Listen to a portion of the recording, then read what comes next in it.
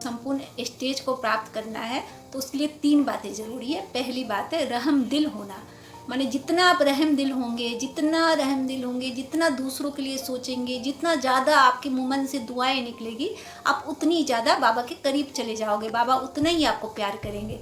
दूसरा है रुहाब, मतलब रुहाब का मतलब होता है कि जैसा मैं समझती हूँ कि रुहाब का मतलब है कि हमेशा इस माने भाव में रहे ऐसा कि बाबा मेरा है। अगर ये रुहाब रहेगा कि बाबा मेरा है, मैं बाबा का हूँ, तो समझ लीजिए कि यह भावना हमेशा एकदम मजबूत बना के रखेगी आपको। हमेशा एक नशा रहेगा, हमेशा एक खुशी रहेगी कि यह रुआब कि बाबा मेरा है, मेरा बाबा है, मैं बाबा की हूँ या मैं बाबा का हूँ। क्योंकि जैसे ही हम कहते हैं ना मेरा बाबा संसार, तो बाबा कहता है मेरा बच्चा संसार। क्योंकि बाबा कहते हैं आप बच्चों के लिए तो बहुत सारी बातें हैं, दुनिया में बहुत सारी चीज़ें हैं, लेकिन मेरे पास कौन है, मेरे पास तो मेरे बच्चे हैं।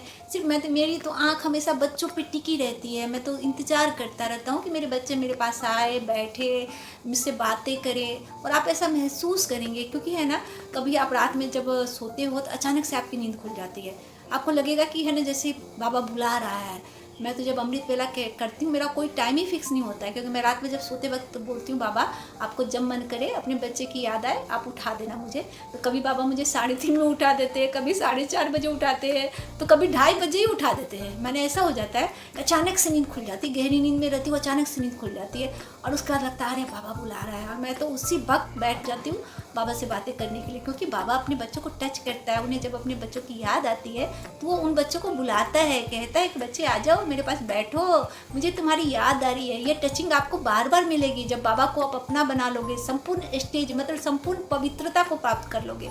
जब दिमाग में ये आ जाए कि मैं और मेरा बाबा, दूसरा न कोई। क्योंकि ये स्थिति को प्राप्त करने के लिए मेहनत करनी पड़ती है, और हम तो इंसान है, थोड़ी बहुत चूक हमसे हो जाती है, लेकिन बाबा को जब सॉरी बोलते हैं तो बाबा माफ़ भी कर देते हैं। क्योंकि जो गलतियाँ होती है भगवान अपने बच्चों को माफ़ कर देते हैं। इंसान थोड़ी है कि छोटी छोटी बातों को गांठें बना लेते हैं, छोटी छोटी बातों को बरसों तक ढोते रहते हैं। ये तो भगवान है ना, तो भगवान हर बात को अपने बच्चों को माफ़ कर देते हैं। लेकिन भगवान ये भी कहते हैं कि अभी तो मैं पिता के रूप में हूँ तो तुम्हारी सब बातों को माफ़ कर देता हूँ, लेकिन एक दिन ऐसा होगा कि मेरा रूप धर्मराज का होगा।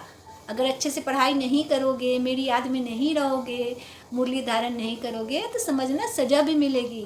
तो इस चीज़ को हमेशा ध्यान में रखना। क्या तो यह बात हमेशा ध्यान में रखना कि अभी तो बाबा भोला बाबा है, लेकिन जिस दिन महाकाल बन जाएगा तो हम बच नहीं पाएंगे, हमें बहुत सज़ा खानी पड़ेगी धर्मराज से।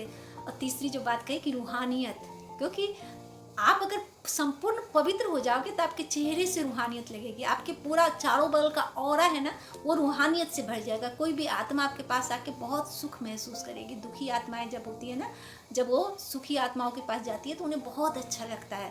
तो आप रूहानियत से भरपूर हो जाओगे तो लोग आपके पास बैठना चाहेंगे, आपसे बात करना चाहेंगे, और है ना खुशियाँ आप में ढूंढेंगे।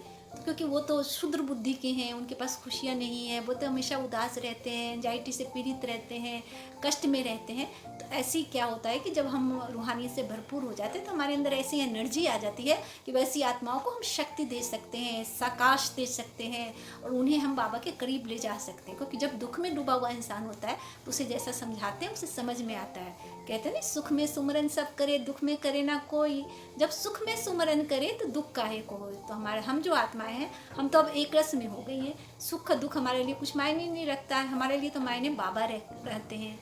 तो सबसे बड़ी बात है जो लोग आत्माएं शुद्र हैं वो नहीं समझती हैं, वो जब अभी दुखी में हैं, अभी बहुत दुख में हैं, बहुत कष्ट में हैं, तो वो आत्माएं क्या है कि अभी बाबा को ढूंढ रही है, भगवान को ढूंढ रही है कि भगवान आओ बचाओ, हम बहुत कष्ट में हैं।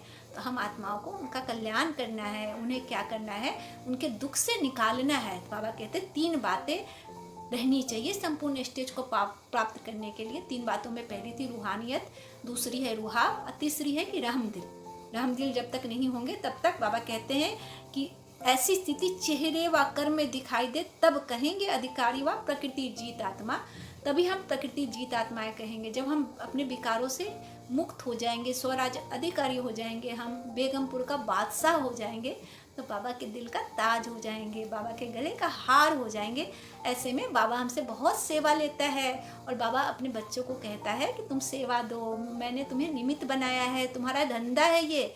बच्चे तुम इस धंधे में लग जाओ कि सबको बाप के करीब लाना है, बाप को अपना बनाना है, सबको बताना है कि बाबा आया है दुनिया को दुख हरने के लिए, इस दुनिया को पावन बनाने के लिए। तो ऐसे में हमें बहुत मेहनत करके बाबा के करीब सब बच्चों को ले जाना है।